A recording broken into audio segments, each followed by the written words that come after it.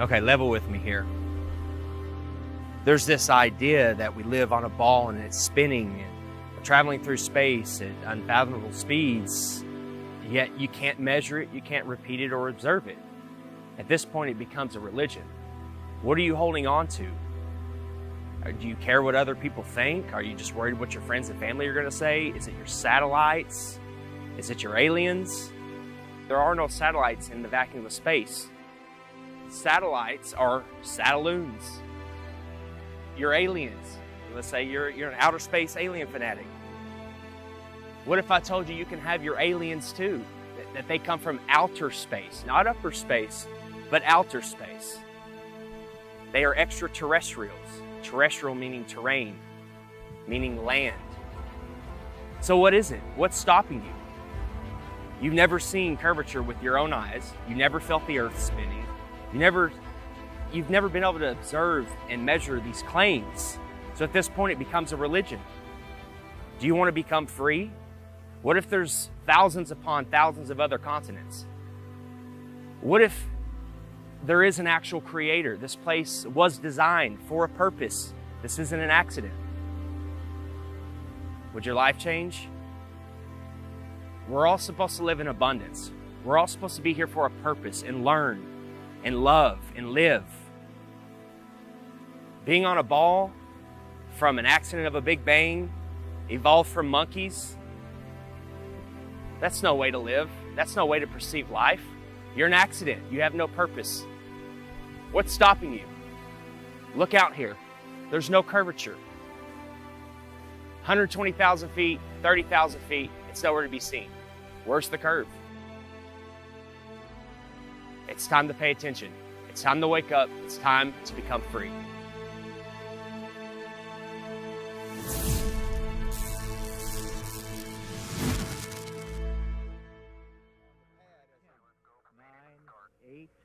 Seven, 6.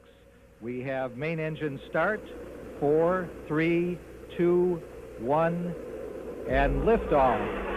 Liftoff of the 25th Space Shuttle mission, and it has cleared the tower. On January 28, 1986, CNN watched the Challenger launch live on the air with its viewers. They and the other media outlets told you that the astronauts died in the explosion. But as always, there is an agenda behind every mainstream headline. This morning, it looked as though they were not going to be able to get off. 1 minute, 15 seconds. Velocity 2,900 feet per second. Altitude 9 nautical miles. Downrange distance 7 nautical miles. Looks like a couple of the solid rocket boosters blew away from the side of the shuttle in an explosion. Flight controllers here looking very carefully at the situation. Obviously a major malfunction. We have a report from the flight dynamics officer that the vehicle has exploded. Today is a day for mourning and remembering. Nancy and I are pained to the core by the tragedy of the Shuttle Challenger. We know we share this pain with all of the people of our country. This is truly a national loss. The 7 NASA astronauts supposedly killed in the 1986 Challenger disaster did not die in the explosion and are quietly living out their lives in the US, with many of them hiding in plain sight, using their same names and working at high levels in the same fields they worked in before the disaster, according to explosive evidence uncovered by investigators. We've located 6 out of 7 of them. In the world of deception, it's really easy to say this person is that person, and there's a lot of that going on, muddying the waters. But 6 out of 7 have identical names. They work for universities, most of them. There were no people in the Challenger. That was a hoax. That's been proven conclusively by researchers and reporters, investigators, who have found that those supposed people that were in the Challenger are still alive today. We remember Dick Scobie, the commander who spoke the last words we heard from the Space Shuttle Challenger. We remember Michael Smith. We remember Judith Resnick. We remember Krista McAuliffe. We remember Ellison Onizuka. We remember Ronald McNair. People still think the Challenger exploded with these astronauts. It was a horrible thing. Never happened. Yes, the rocket exploded. There was no one on board. So imagine you're at the launch of the Challenger. This is a historic moment and it blows up in midair. Whether you are personally related to somebody on there or don't know anybody, you're going to be a mess. This is an emotional, incredible scene. And CNN was reporting, and they told the cameraman, let's get a live shot of Krista's parents. And when they zoomed in on them, they were giggling, they were laughing, they were smiling. I don't know how you can put a smile on someone's face, even if you told them the funniest joke in the world at that very moment. Just look at their face. Is that the face of somebody whose daughter just blew up in the most horrific, violent accident ever? Or is that somebody playing a role, not knowing that they're on camera and thinking about the money that they may have gotten? You can hide somebody that's allegedly dead right in plain sight. All you have to do is move them a little farther away, give them a different job, claim that they're somebody else. You don't even need to change their name. So statistically speaking, the odds that almost everyone on the Challenger have exact lookalikes with exact names still existing is kind of laughable, honestly. Exact doppelgangers existing in the world with the same names, and when confronted, they get very nervous and their stories begin to conflict and they have the same mannerisms. You know, it doesn't take a lot to put it together, honestly. Let's start with former NASA astronaut Michael J. Smith, with the same name as this retired professor from the University of Wisconsin-Madison. Are you Michael Smith? Yeah. Professor at university? Retired. Retired? Yeah. Yeah. Yeah, I just stopped by because there's this room. Are you aware of that? There's a rumor on the internet. It's not me. That people are saying. Yeah, it's not me, obviously. I mean, anybody that looks at my background, looks where I was born, it's not me. I mean, it's interesting that the Michael J. Smith that was the astronaut looks something like me when we were younger, but really not if you really look at facial recognition. You never been a pilot, never been in the military? Nothing like that. Huh. No. Okay. Yeah. That's all. And I don't respond to the emails I get. I get probably an email, maybe 2 a month. Really? Yeah, and I got one guy that's been really hounding me, and I turned it over to the FBI. Okay. Yeah, you just sure look alike. It's the same name. I know the facial thing, but that's what we looked like. What? 40 years ago? Mm-hmm. Yeah. Okay. Yeah. Well, thank you. Yeah. Okay. Michael J. Smith, identical looks, dimples the same, teeth the same. There's really no denying it. And before he could finish the question, Michael denied it. Oh, that's not me, you know, and laughed it off. What's he going to say? Oh, you got me? Not going to happen. The driveway footage of Michael J. Smith, that's real. I mean, that can't be a deep fake, you know. So at some point, you got to stop trusting liars. We don't hide our space program. We don't keep secrets and cover things up. We do it all up front and in public. Next is former NASA astronaut Judith Resnick with an exact doppelganger working at Yale University. 37 years have passed and she hasn't even changed her name.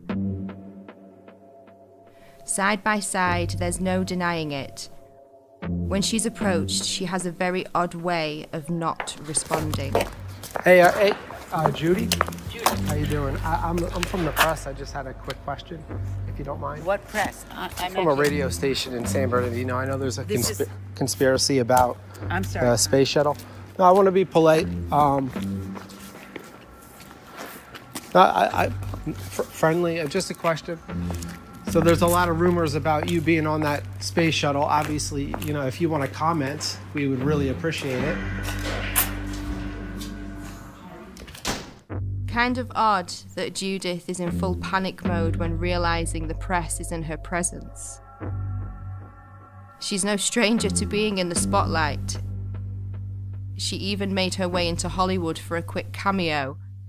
If the choice is to allow Americans to be taken as hostages or to be executed, I'll bring my own fucking rope. Saddam backed down, and Ambassador Wilson helped thousands get safely home. When he himself came home to the United States, he was warmly greeted by our president, who took him to the Oval Office and introduced him to the War Cabinet as an American hero. Commander Dick Scobie had a company called Cows and Trees, and when you went to his website, there was an animation of a cow taking off like a rocket with a smoke stream coming out of its backside, doing a twisty curl in the air that looked remarkably just like what we saw with the Challenger. And after we started making videos on that and it started going viral, that website disappeared, never to be seen again.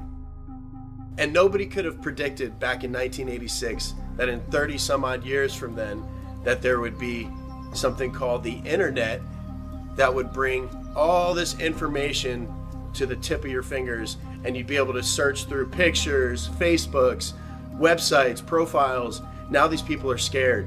They're hiding their profiles, they're deleting their websites, they're making their Facebooks private.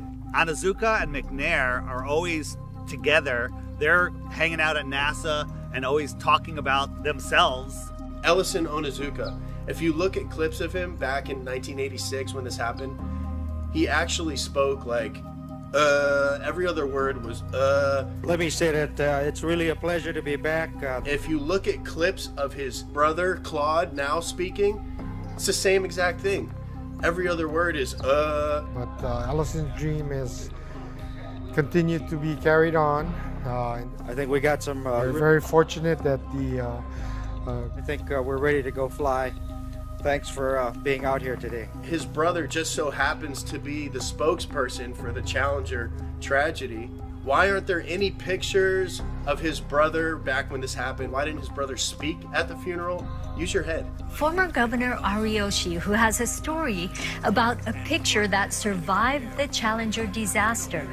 Ellison Onizuka came to see me one day, and he wanted a family photo. And he wanted to take it up on a Challenger, and he's going to bring it back, inscribe it, and autograph it. But that Challenger accident happened, and I felt very sorry to lose Ellison. But I didn't even think about the photo. I thought everything else must have been destroyed completely. About 2 months later, Lon Onizuka called me and told me that they found in the water, NASA found the personal preference kit of Ellison Onizuka. And she said, there were two things in there. One was a monk's prayer, and the other was his family portrait. So I told her, oh, then it must be in terrible condition because the astronauts, the big bang up and the ocean in the water for 2 months. She told me, no, it's in perfect condition. And she said, I'm going to bring the picture over to you and present it to you. And then in the meantime, NASA got the picture and they put this together for us. Ronald McNair conveniently has a twin brother named Carl McNair who looks exactly like him and is at a lot of the events now, but was nowhere to be found when the explosion happened. Krista McAuliffe was a fairly new teacher, just 3 years at that school. To get her story planted, all of these people, the parents, the astronauts, everyone involved that you saw, a crisis actor. Essie was at the Cape in the stands to see Tuesday's launch, a sight that she says still haunts her. Why didn't I leave too? But I thought, no, I want to stay and see it. And as she read Mike's invitation for the launch, Miss Hesse said that she doesn't know if she'll be emotionally ready for a service like that in his hometown. Since I won't be able to see you all in person, let me say thanks for coming and have a great time. And I hope you see a good show. George Bush Sr. hand-selected the teacher, Krista McAuliffe. What are the odds that 30 years later, there is a professor at Syracuse University with the name Sharon McAuliffe? I still can't believe that I'm going to actually be going into that shuttle. It just really doesn't seem possible. Krista McAuliffe was asked if she had any fears about her space shuttle flight.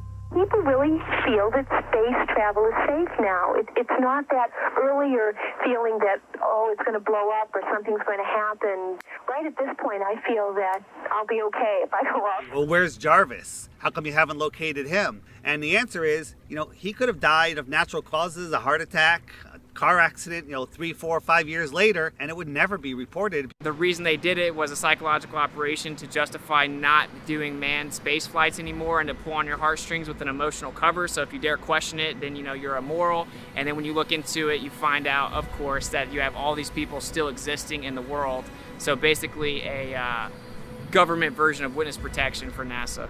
Our nation held a vigil by our television sets. In one cruel moment, our exhilaration turned to horror We waited and watched. They were waiting and watching.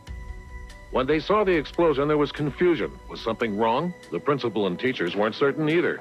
Then it got very quiet as the horror of it began to register. Besides the trauma-based mind control and putting children through that trauma, and also it reinforces their model. It reinforces their religion. Look, this terrible thing happened. We're trying to go to space. We're trying to explore for science. But oh, look, all those people died.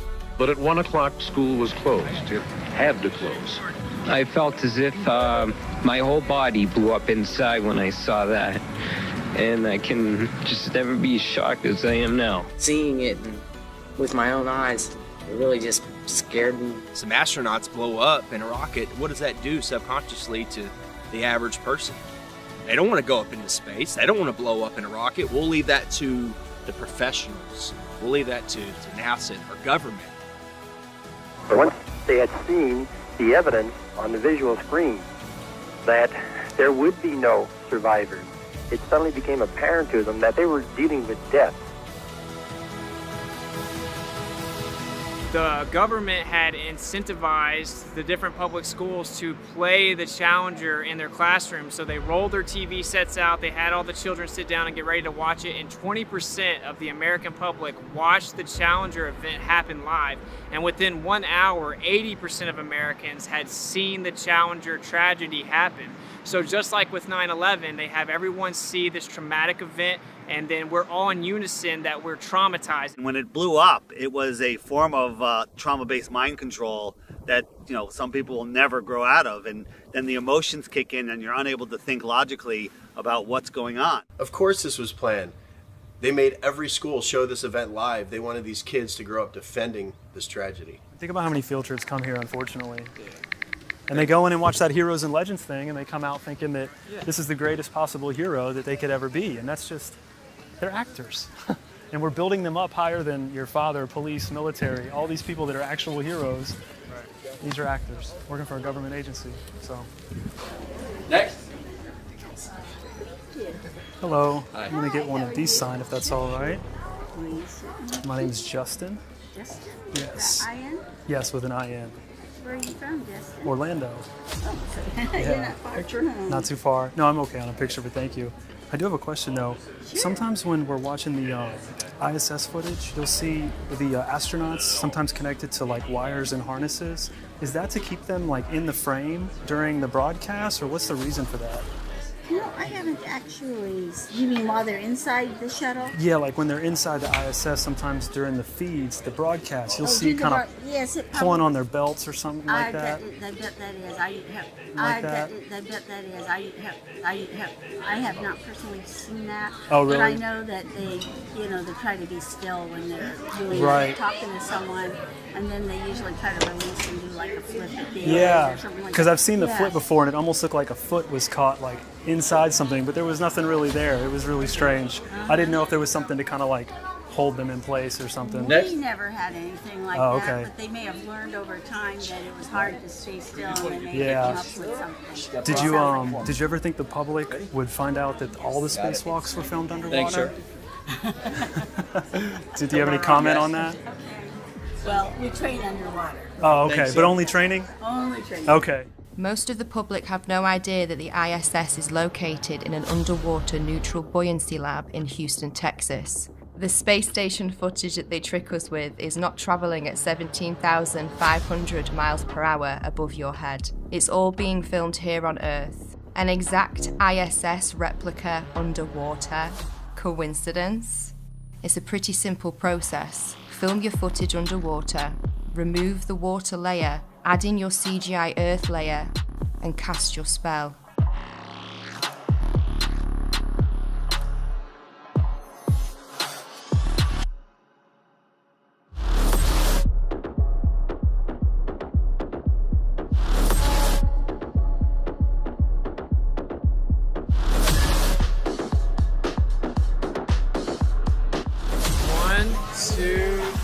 Bubbles in space. The International Space Station, that's a complete fraud. It's a complete hoax. I don't believe that all these astronauts are living up there and doing all this. Every single time that they do some type of live demonstration, you can see some type of faulty wiring, some type of glitch. They're literally being held up by strings. Green screens, wires, CGI, augmented reality, all sorts of issues. Think about this. They always have the women with long flowing hair. That would never be allowed. They literally spray hairspray in their hair to make it look like their hair is floating in zero gravity. The International Space Station, brought to you by the same guys who faked 6 moon missions. Yeah, I believe that. I don't know exactly how they're videotaping themselves. They could be on one of those zero-G planes and, doing it all in there. I'm not sure how they're doing it, but I don't believe it at all. It looks like a bunch of green screen fuckery. I don't believe that at all. The space station is a serious place.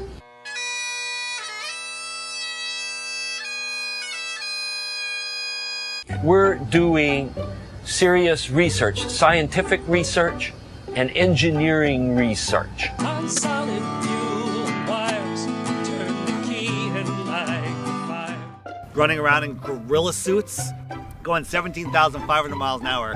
There's supposedly micrometeorites, other satellites up there. They could die at any second, but they're running around playing with water. They're always playing with water, claiming to grow lettuce. And I love this video because it looks like animation, like something that somebody made, but it's actually real footage from the space shuttle, just sped up just a little bit. And this is a little video. It's about 4 minutes long here. So there's the space station. I love that this is not animation. This is film taken by a shuttle of the space station. And so this is real. It's not animation. Now, this looks like animation, and I'm very proud to know that it's actually real film. It's not a video game. People are living there. I know this looks like animation, but it's actually really real. I love this video because it looks like animation. It doesn't look real, but it is real. People can watch all these fuck-ups and trickery by NASA and all these other space agencies, and all that goes out the window because they see a little light in the sky, and it's the ISS. Oh yeah, that's the ISS. That's all the proof they need, and everything else goes out the window. The view will still be A-OK out there, and all you need to look for is a bright light in the sky that will be moving, and that'll be the space station. I've seen a light go from horizon to horizon. There's many problems with that light. First, it's as bright as the sun. It's really bright. How is the ISS reflecting that light as bright as the sun back to me the whole way across? Is it made of mirrors? Is that mirror following me? Right? How would somebody 10 miles away see the same reflection because it can't reflect in all directions? It's going 17,500 miles an hour. For 12 minutes I could see it. So what is it? I was in communication with a NASA whistleblower, and he says that they have 5 B-2 bombers that they've remodified with some parts of them are transparent material with a thin metal struts that you really can't see. The bottom was overlaid with LEDs to match the color of the sun, and they use them in their base. 2 of them are in Alaska, and I forget where the other ones are, and they take turns doing these flybys.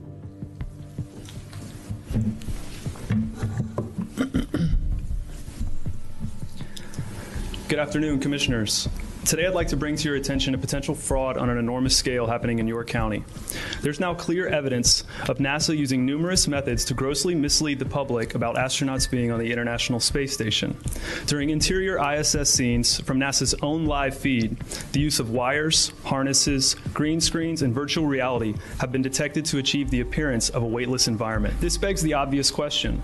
If they're really up there, why are they using Hollywood techniques to fake the footage? Are they in space or are they underwater? Now, what's really interesting is that they train for spacewalks in an underwater pool with a complete ISS replica. Now, surely they aren't filming these spacewalks in an underwater pool and then editing them to appear if they're in space, because that sure would be something, wouldn't it? I'm calling on the Brevard County Commissioners to open a full investigation into NASA's fraudulent practices and use of taxpayer dollars. It costs NASA $3 billion per year to operate the ISS, and if they don't have a darn good explanation as to why they're faking these videos, I and the public would like a darn good explanation as to where our tax money is going. It is our duty to expose and eliminate this fraudulent and astronomically wasteful ISS program. And look, I know what you're all thinking. NASA is part of the federal government, and you're just county commissioners. Even if what I'm saying is true, what can you do? But let me remind you, not only is this happening in your county, as public officials, you have the platform and the ability to make a statement or hold a press conference, alerting the public, state, and federal authorities to investigate further. You have the power to start the conversation. I look forward to the day that $3 billion annual budget is put towards our veterans, our homeless, maybe some of that mental health stuff the young lady just spoke about, and the revitalization of Brevard County. Flat Earthers pay attention. We're paying attention to NASA. We're paying attention to SpaceX. Most people aren't, but yet they'll defend it. They'll defend it. They have no idea the Earth's supposed radius. They have no idea how far the sun is supposed to be according to NASA, 93 million. They don't know. They're like, how far is the sun? Like, I don't know, a couple million miles, I don't know. They have no idea, but they're defending it to the death. You know, once you start paying attention and have an open mind, pay attention.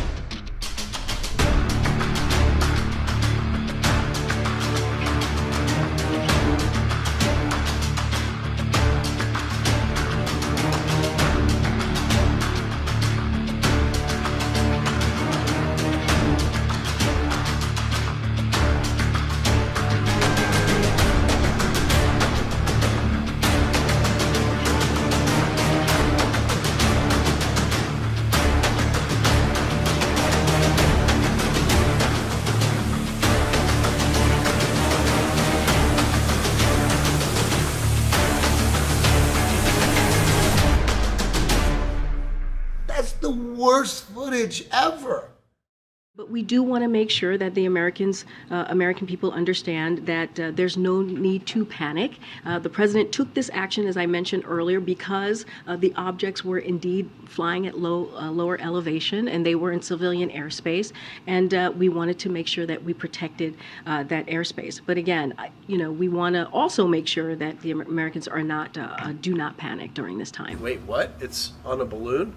Why is there a satellite on a balloon? It's always been that way. Flat Earthers have been talking about this for a long time. One thing that isn't really discussed in the mainstream is that NASA, of course we know, spends more money on helium than anyone else in the world, and actually just upped their most recent contract to hundreds of millions of dollars for helium. And they admittedly launched balloons bigger than 1 to 2 football fields. And it's significantly more efficient for transmission of data, for weather compilation of data. They basically have a fleet of balloons above you that are facilitating majority of the information that we utilize. So why do you think NASA is the world's largest consumer of helium? Why would they send up balloons, these satellites, on balloons if they're in magical floating space, in the magical floating vacuum of space? They're showing us, they're telling you right now, they're telling us in plain sight, hey look, satellites are on balloons, they're not in magical space. Right here at this research center. Okay, this loud truck, yeah. Gotta know they're gonna make the noise. Okay.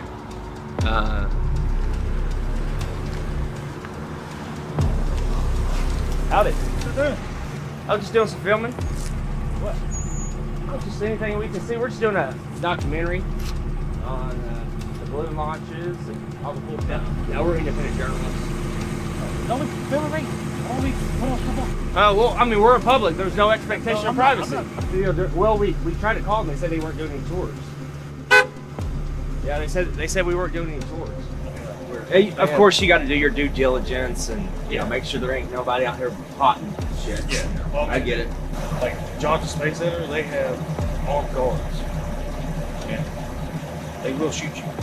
Yeah, they definitely operate. operate. Do not run up in the air. Yeah, like you're gonna be nice. No, we're just infatuated with the satelloons, Yeah. We didn't even know they existed. It's cool that they're all going up on balloons. We didn't even know. We were taught, they're just orbiting by themselves. Or they're shot up with rockets. Yeah, they're shot up with rockets. That's all it makes is. more sense on a balloon, so we're like, okay, well, this makes sense now. Unless they got some top secret stuff I don't know about. You don't know about any of these satellites without the balloons? The idea that you would need some type of box that free falls in orbit around a ball is really just a fiction of imagination. That we don't need that at all. We don't utilize that. Satellites have been on balloons since the 50s, and they've always been on balloons. They just lied about putting them in space. There's no evidence at all of satellites in space. They would have to have a propulsion system. Even if you believe that the Earth is a ball, you must also believe that satellites cannot propel themselves without a source to thrust. Okay? We know that they don't have engines on them. What's making them go around?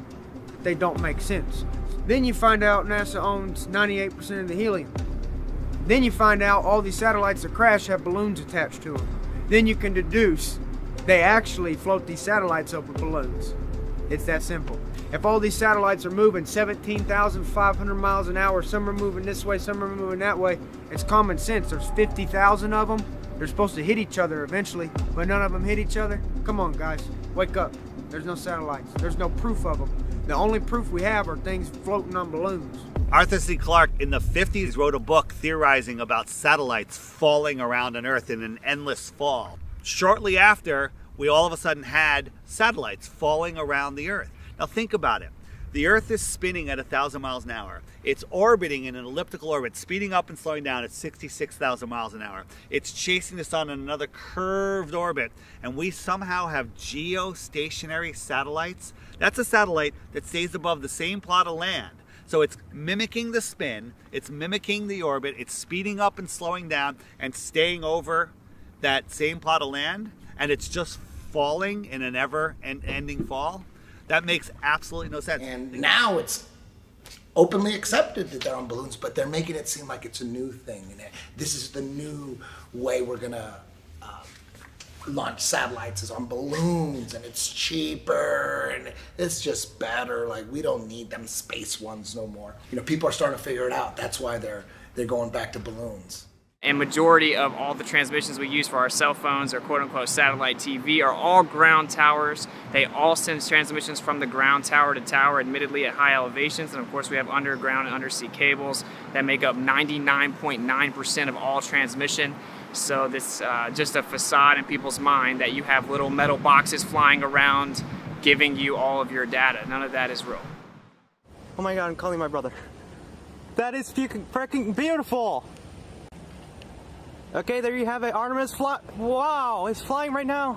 Whether it's the ISS or the rocket launch, the second someone sees it with their own eyes, they think it's real. This is freaking amazing. Oh, there it is. What the heck happened? They don't even know what the fuck's going on. The reason that you can always find a video of a rocket from NASA taking off and then slowly making a U-shaped arc is not because it's going around the ball and going to the other side or going out into space. It's because shortly after these rockets that are funded by your tax dollars take off, they only have a certain amount of time before they crash back to the Earth because they run out of fuel. It's all made up. So what really happens is they launch them near the ocean in Texas or in Florida. They will never launch a rocket from the middle of the country. It won't make it to the ocean. It'll crash on dry land. Okay? So NASA has to launch rockets from Texas in Florida because it's right by the water. If they wanted to launch a rocket from Little Rock, Arkansas, it wouldn't even make it to Texarkana. So when they launch rockets in Cape Canaveral, Florida, or in Houston, we have a problem. Yeah, the problem is you can't get past the firmament.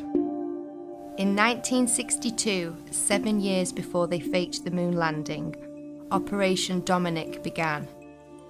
A series of 31 missiles were shot straight up into the sky to test how high humans can actually reach. They quickly figured out not far at all. It seems that whenever they were shooting these missiles up into the sky, they were actually interacting with different layers of this plasma field or this electromagnetic phenomena, and it seems to have fluid-like properties. As it actually hits a certain portion of this force field, if you will, it begins to disperse and seek equilibrium based on the impedance of the electromagnetic layers. Why is it when we review this footage that these things are exploding? It looks like they're hitting a barrier. Testing the strength of the firmament, and they weren't able to penetrate it. What's going on there? What is this? In my opinion, I think that they were trying to find a way to possibly get out. There's a firmament above us. So everything is as above, so below. Obviously, many people are becoming aware that there's a firmament above that many people are now starting to realize is impenetrable. No matter what you do, you can't go straight up in the air and keep going. An interesting rocket launch was the amateur Go Fast rocket. They gave us something that NASA and SpaceX never gives us, an uninterrupted feed from their camera. If you watch a NASA launch or a SpaceX launch, there's 4, 5, 6 cuts before it even clears the launch pad. Gave us an uninterrupted 72 miles, I think. Went up, and all of a sudden it went kerplunk, it hit something. It went up, and it appears to have hit the firmament. One thing I really want your generation to embrace is that the Earth is a closed system. We cannot leave the Earth. There's no place to go. There is water surrounding us in all directions, including directly above us. We now know that there's something called superfluid that exists. You could have helium-3, and it could actually offer full electromagnetic propagation perpetually without any impedance. Based on the things that I see, such as Crow 777's lunar wave observations, I think that there is clearly a fluid-like medium above us. The waters above in ancient astronomy, which was the same science as astrology, except one was more theological and one was more secular, they taught that this was called the crystalline sea. And in the book of Revelation, it speaks about the crystalline sea. It's the 9th heaven. The waters above, it's firm. I think the evidence is pretty overwhelming that there is a fluid-like medium above us.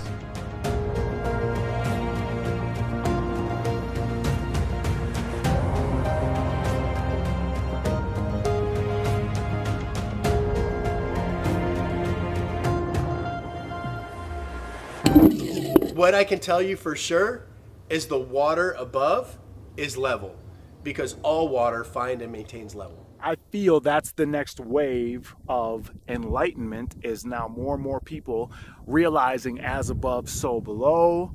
And the only way we can get above or below is to go within and tune our frequency to that of which surpasses and passes through.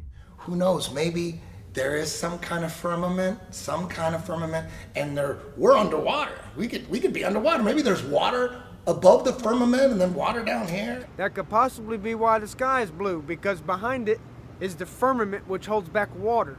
As above, so below. God's throne does not sit on a convex, silly snow globe, okay? The firmament, the waters above, where he separated the waters below from above, they're flat and level. It's the sky plane. The sky only appears to curve, just like the ground. There is no curvature in the sky. There's no curvature on the earth.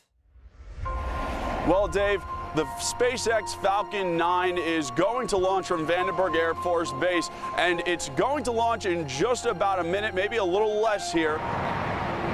Just see the trail it's leaving behind. Absolutely amazing, and to describe it to you, and you can see it, but from the ground, it almost looks as though Some of these rockets look like they're scraping across a watery firmament, kind of like a boat dragging something through the water. You see what resembles a speedboat going through water. You'll see the rocket hit the firmament, explode like watery, and then it will skim along the surface of the firmament. Why is that? Well, because it's hydrogen. It's water. I'm not sure what they're doing, but they're not flying into space. It's almost like they're just throwing it in your face. Look, we're running into a solid barrier. These rockets literally look like they're bouncing off the ocean, like a boat in the ocean, creating waves. Look at it. Look at the footage. Look at that. They're putting it in our face. It's soft disclosure. They can't just come out and say there's a firmament, so we're on a flat earth or whatever else. They can't just come out and say it. They have to show breadcrumbs. They got to show a trail of breadcrumbs. They have to boil the frog slowly. People say, well, what's under the flat earth? Because they're thinking of a disk floating in space. We don't know what's under the flat earth because the deepest hole is 7.8 miles. And while they were digging that hole, while they were drilling that hole, they were using ground penetrating radar to see what they're going to hit next. And they were wrong every step of the way. No more rocks, no more water. They hit rocks, they hit water, right? They were wrong, wrong, wrong. And then they hit an impenetrable barrier. They tried for years to get through and they couldn't. And then they gave up. But then somehow we have a meme that shows us a cross-section of the Earth, the next 4,000 miles. They know exactly what's there. They couldn't get the first 7.8 miles right, but they know the next 4,000. And everyone's seen the meme of the Earth with the molten magnetic core. Another thing that they're laughing at us, because you can't have a molten magnet. Any magnet of any type, you heat it up, and before it melts, it hits the Curie point, and it loses all its magnetism. Have y'all heard about the recent claim from the heliocentric priests? They're saying that the core has stopped spinning and it's now spinning the opposite direction, which is going to cause all this chaos. Well, this morning we are learning about a shift in the Earth's inner core that sounds like the plot of a Hollywood blockbuster. Scientists say our planet's solid core, which is actually disconnected from the rest of the Earth's layers, may actually have stopped rotating and could even reverse course. What does this mean? Well, at first it sounds like something from a Hollywood movie. Right. The script says, oh my God, the core of the Earth is spinning backwards. How do they know this? I just want to know, how do they know what the core is doing if they've only been down 8 miles? How? How is that possible? We've only, as humans, dug down a maximum depth of 8 miles. How do they know what's 3,000 miles down?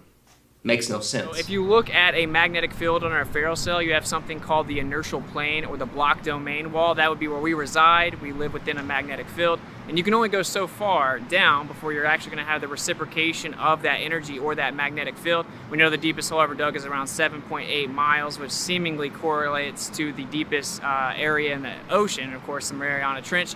So the way that I see it is you're actually living on the inertial plane within the magnetic field, which actually then begins to make all celestial phenomena fit perfect within the toroid.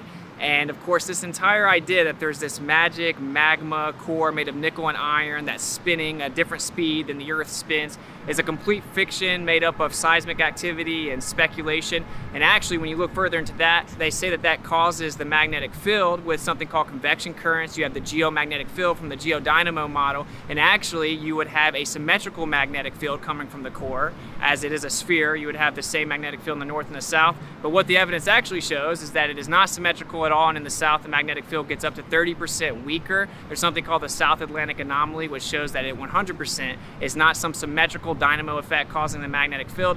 If you actually look further into the dynamo model, there's about 50 questions that have gone unanswered. They can't even get the math to work with supercomputers. It's pure speculation that they can't get to work, and it seems that actually we are just prohibited from going too far down based on pressure mediation within a magnetic field. There was a famous scientist that sent a submarine down and hit the bottom of the ocean and wasn't able to penetrate the bottom of the ocean, as if there was some type of water barrier firmament.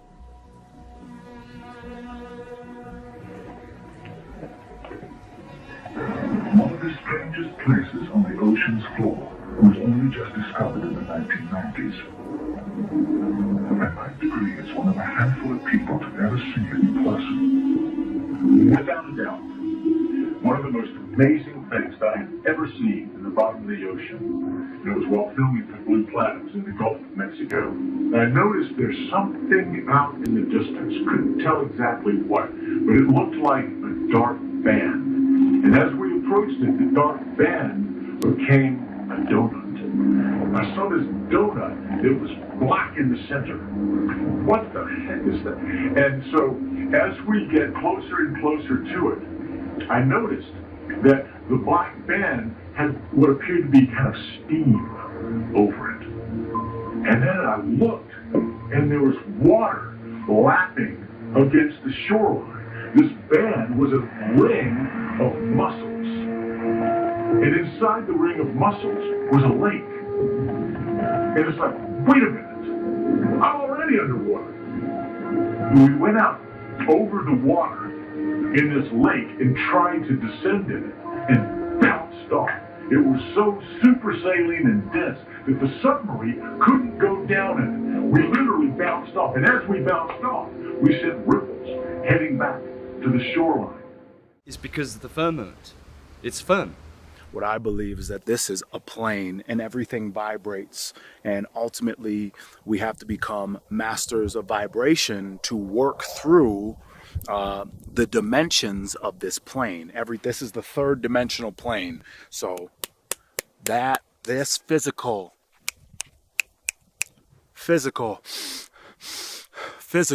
this is the physical plane. Now, if we close our eyes and we envision something, our brain doesn't know the difference between a thought and actual reality. So they teach us about gravity when we're young kids, because when you're a young kid, you kind of believe everything that you hear. They tell us that gravity was discovered by a guy named Isaac Newton. And by the time he was 23, he had discovered gravity, invented calculus, and trigonometry. Well, I'm telling you right now, none of that happened. Gravity's just a theory and an excuse, really. It's real simple. If there's a force strong enough to hold oceans to the planet, there's a force. We should all be stuck to the ground.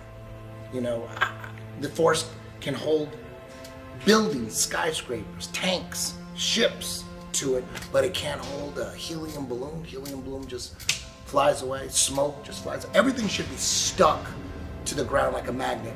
If there's a force holding oceans to it, it doesn't make any sense. Once you look at gravity and you try to prove that it's real, you'll discover there's no proof of it, and that there is only proof of density, buoyancy, and electrostatics. Electrostatics is a proven thing. We all know that a positive and a negative will attract towards each other.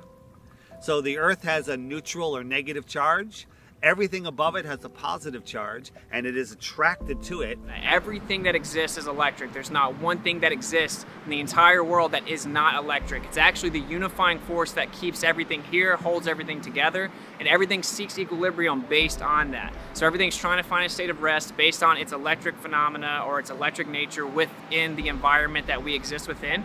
And then when you start to look further into it, you find out that on the smallest scale, electrostatics is significantly stronger than gravity is even claimed to be. Magnitudes greater, 10 to the 36 power to be specific. So everything, simply put, everything that exists is electric. Everything that is falling to the ground or not falling to the ground is seeking equilibrium based on electrostatics. We can actually test this. We can use something called a corona motor, and whenever we manipulate electrostatics, we can make things levitate. We can make things go up or down, and we can actually change how fast they go down. We can also manipulate the weight of an object simply by manipulating electrostatics. And of course, that's how science actually works, is you do an experiment that shows you what the cause of the effect is, and you can manipulate electrostatics and cause the effect of downward acceleration, commonly referred to as gravity. Of course, I've never seen a test that manipulates space-time, and you will never see that. It doesn't exist. Everyone thinks that the reason things fall is because of gravity, but actually everything that exists is electrostatic. So whenever things go to the ground, they're seeking equilibrium, so they go find their balance on the ground where their charge disperses or spreads out in through the ground. So we have positive charge in the air, we have negative charge on the surface of the earth or on the ground, which is why it's called grounding. And then we introduced positive charge, and then it went back down to the ground to seek equilibrium. This shows that that's actually what objects do when they fall to the ground. They go to the ground because of the electric forces, and they seek equilibrium on the earth. We knew about it as in the 1950s, even earlier, and it's all been hidden because if humans were allowed free energy, free movement, and able to explore, we would find out what this place is. We'd find out our position in this world. And that's the number one thing. Why are they hiding flat Earth? Why? What's the motive? And the motive is to keep us dumbed down, not knowing who we are, not knowing where we are, not knowing the true power that we have, and not having true freedom. So ultimately, the master plan in all of this is to fake an alien invasion. I think one of the biggest upsets with globe believers when they hear flat Earth is we're taking away their Star Wars, we're taking away their aliens. We know aliens, extraterrestrials, have been documented since all recorded history. I've actually personally seen UFOs multiple times from like the age 18 up, probably 7 different times I've seen UFOs. I know it's a very real phenomenon. What about the secret space program? I call it the secret propulsion program.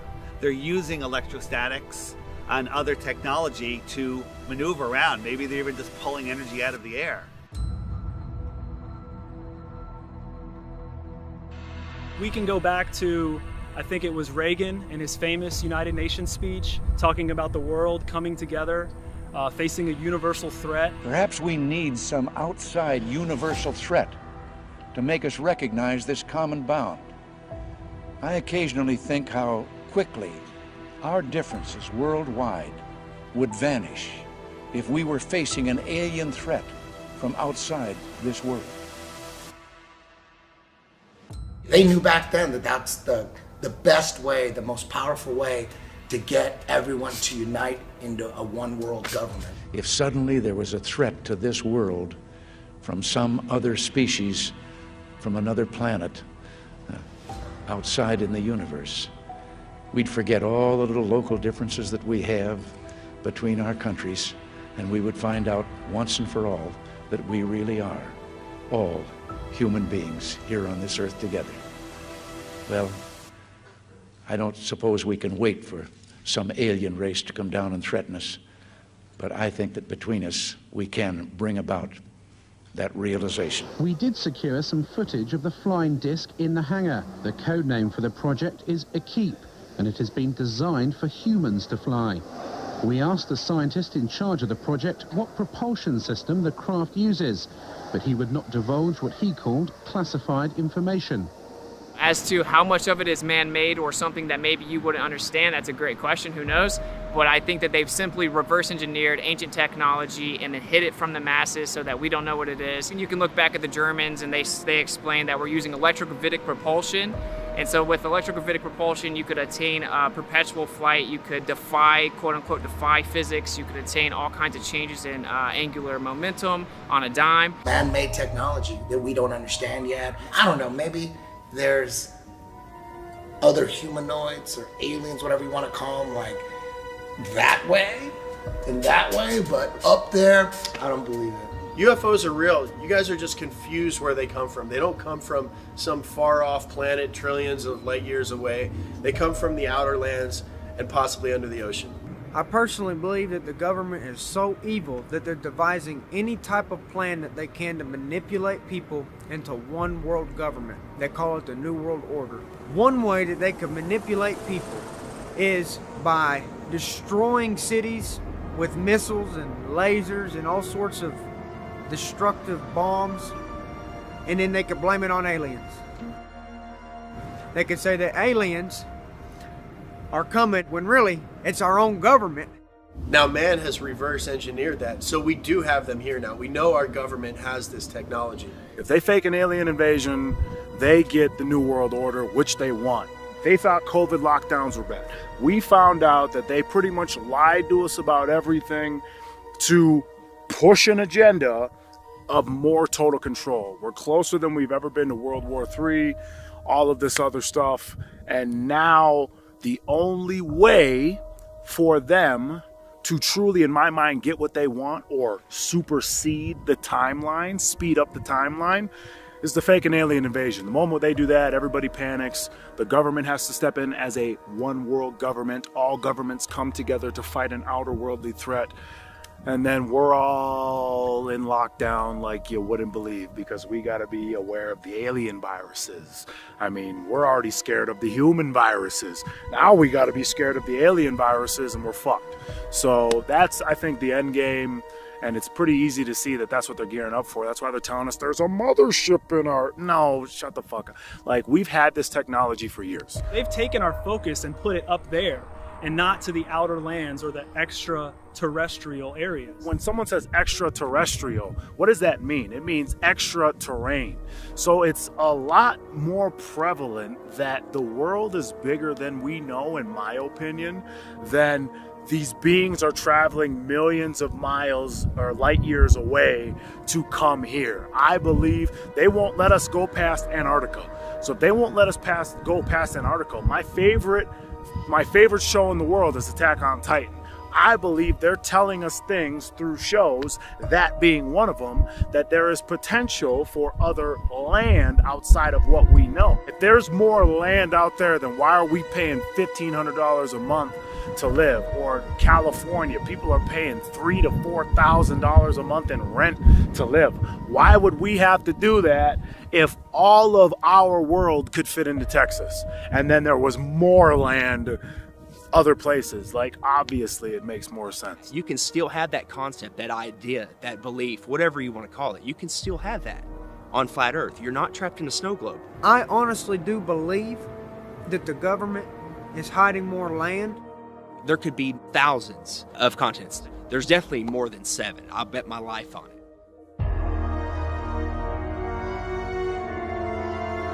Relax. This is only a visual concept, although this is scientifically possible. They have advanced aircraft that can do incredible things and move incredible speeds, but it's for here. It's for exploring this world, not scientifically impossible outer space. Little green men running around, abducting people. That's the Hollywood mainstream narrative. There are underground caverns, there are underground cities, deep underground military bases, DUMBs. There's all kinds of networks under the ground. Think about all the underground bases. Think about the millions and millions and billions of dollars that go into black budget projects and that is a whole nother industry. NASA, nobody knows what NASA does. Regardless if it's a government hoax to instill fear and control and take away our rights, if it's Project Bluebeam, just know that these crafts are not coming from outer space in the magical vacuum of floating balls. They're coming from outer space, not upper space. They're coming from outer space. The extraterrestrials are coming from outer space. So just know they're not coming from up there. There's a firmament. They're showing you on the daily, rockets bouncing off of it like water. They're showing you on the daily. They're not coming from up there.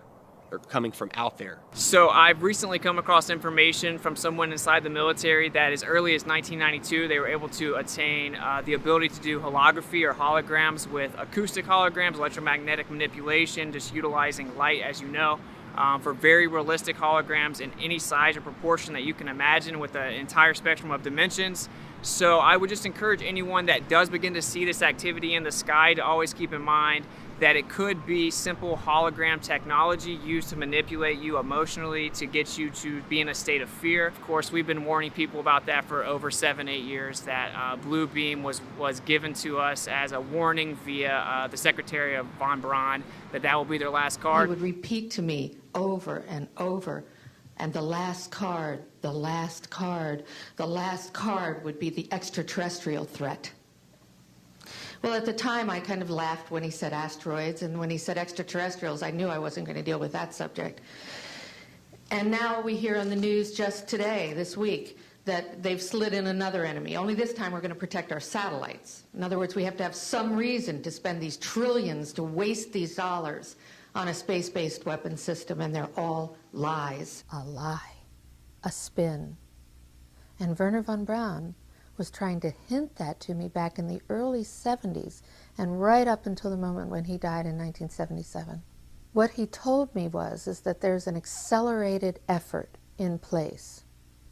He didn't mention a timeline, but he said that it was going to be speeding up faster than anybody could possibly imagine, and that the last card that was being held was the extraterrestrial enemy card. The intensity with which he said that made me realize that he knew something that he was too afraid to mention. He was too afraid to talk about it. He would not tell me the details. I'm not sure that I would have absorbed them if he had told me the details or even believed him in 1974. But there was no question that that man knew and had a need to know, I found out. The look in his eyes made it clear to me that he knew that there was something going on that was a big secret that he could not divulge. That'll probably be their last card. I think that's where they're heading. They've got the technology, they've got amazing advanced stuff which they've held from us, the elite families, for millennia. And also, there's patents for this, guys. There's patents, old documents, patents, US government, Russia government, German government, everyone. They have patents, documents from dating back to the early 1900s of building these machines by hand. Why are they building these machines? For what? What is the whole plan? If these are some special things coming from above, then why does man have to build them here to scare you with them? Why does man have to create blue beam technology to, coming soon, scare you with this stuff? Because none of it's coming from above you. None of it is random, okay? It's either coming from the outer lands, under the ocean, or they're man-made, or blue beam, or all the combination of what I just said. But there's nothing coming from above your head, so please stop. Stop holding on to your alien bullshit. Let your ball go. My name is Joseph Spencer. I was known as a man in black. Following 7 years acting as a counterintelligence agent for the CIA, I was recruited for a new assignment that entailed working within above top secret operations. I was aware of the black budget projects, but never knew the context of them due to their high level of secrecy. Even the president was denied access to their inner workings. Annually, billions of dollars are poured into black projects, which operate without any supervision or intrusion. They have full autonomy. The operations deal primarily with advancing military technologies, most of which have been reverse engineered from recovered alien spacecrafts that had either crashed or were shot down by our military. The public, sadly, will never, ever have knowledge of these operations. Since the early 1950s, scientists have been developing holographic technology, and over the years improved it to a state that we can only imagine. As I stood there staring at the bomber, which looked so absolutely real and solid that I could reach up and touch it, I contemplated the possibilities. What if this projection was 1,000 feet up in the sky? How would anyone know that that was an illusion? The Phoenix Lights craft, witnessed by 10,000 people, was the first grand-scale skybeam test upon the public. It succeeded beyond expectations. In October 1938, Orson Welles unleashed his War of the Worlds radio broadcast to the American public. It was so realistically portrayed, vast portions of the population went into panic. Terrified citizens scrambled to evacuate their cities in droves. America had been easily tricked by very simple means. In the year 2024, the world will stand witness to a massive alien invasion. Thousands of projected holographic alien warships will blanket the skies, sending people into a panic. Real military crafts within the holograms will inflict actual damage to the surrounding areas to sell the gimmick. And as a result of the ensuing human chaos, a one-world government will immediately form without any resistance from the people. They will be the new world order.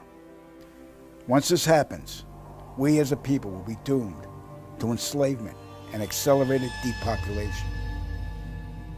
With that said, the only hope for human salvation is to acquire and spread the knowledge of these activities and agendas.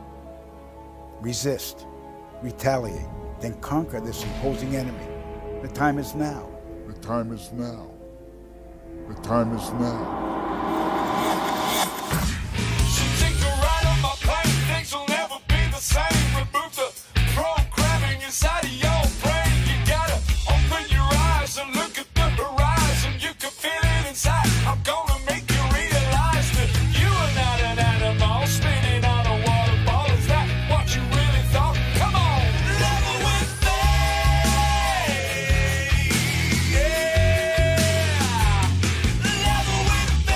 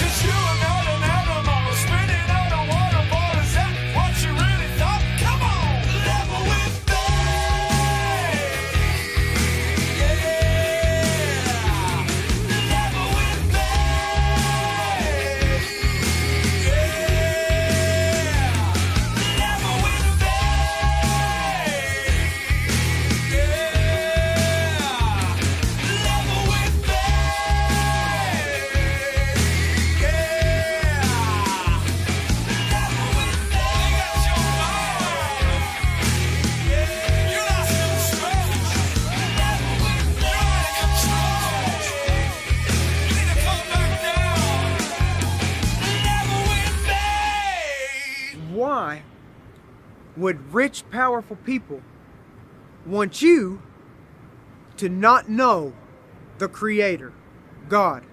Because a man of God cannot be controlled.